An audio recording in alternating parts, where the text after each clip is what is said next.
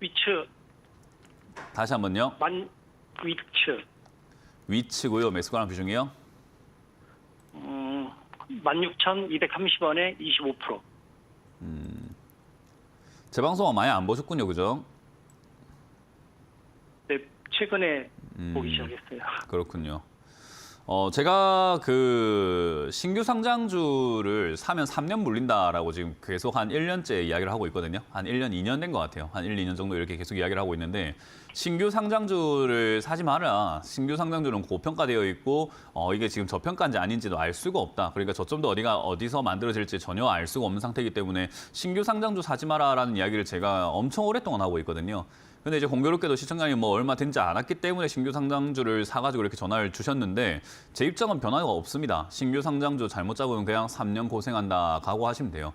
신규 상장주를 잘못 잡으면 80%에서 90%까지 박살이 나버리는 그런 특징을 갖고 있습니다. 왜냐하면 3년 동안 빠지니까 바닥이 어딘지 모르기 때문이죠. 그래서 이런 거를 상장됐으니까 좋은 기업인가 보다 해서 뭔가 올라왔을 때 더 올라가겠지라고 생각해서 사셨다면요. 이거는 정말 잘못된 투자입니다. 그래서 신규 상장주는 초단타의 개념이기 때문에 정말 단타가 가능하시고 잘하는 사람들만 들어가는 게 맞는 거지 이 위치라는 기업이 도대체 뭐 하는 기업인지 아닌지 시청자님은 뭐 연구했을지 모르겠지만 시장은 아직까지 몰라요. 저도 위치라는 기업 들어보도 못했습니다. 오늘 처음 들어봤어요. 왜냐? 관심이 없으니까요. 애초에 살 생각이 없는데 관심을 어떻게 가져요? 그러면 위치라는 기업이 돈을 번다고 한들 안 번다고 한들 무슨 기업이든들 이거는 세상 사람들이 단타를 치는 사람들이죠. 단타를 관심 있고 단타를 하는 사람들 말고는 별로 관심이 없어가지고 장기적으로는 이 종목의 인기는 신규 상장 빨이 떨어지고 나면 주가가 계속 밀리게 되는 거예요. 근데 그 언제 빨이 떨어질지는 우리가 정확하게 예측할 수가 없는 범위겠죠. 그죠? 사람의 심리니까요. 그러니까 차트를 보면서 뭐 어떻게 되겠거니 이런 생각을 할 수가 없는 기업이에요. 그럼 이제 우리가 차트를 보면서 예측할 수 없다라고 했을 때 결국 이거는 대응할 수 있는 방법이 최근에 저점 만들어졌던 1,500원짜리가 무너지면은 저점 깨고 또 내려가서 또 다른 바닥을 찾으러 갈 것이고 거기를 또 깨고 또 깨고 또 깨고 내려가는 그런 형태가 나올 가능성이 있다라고 봐야 되겠죠. 뭐 물론 신규 상장주들이 장이 안 좋을 때 이렇게 목요일처럼 막 급등 나오는 특징은 갖고 있어요. 장이 좋을 때 올라오는 종목들이 아니라 장 안 좋으니까 막 살 종목이 없어가지고 이런 종목으로 막 수급이 몰리는 그런 경향은 있긴 있거든요.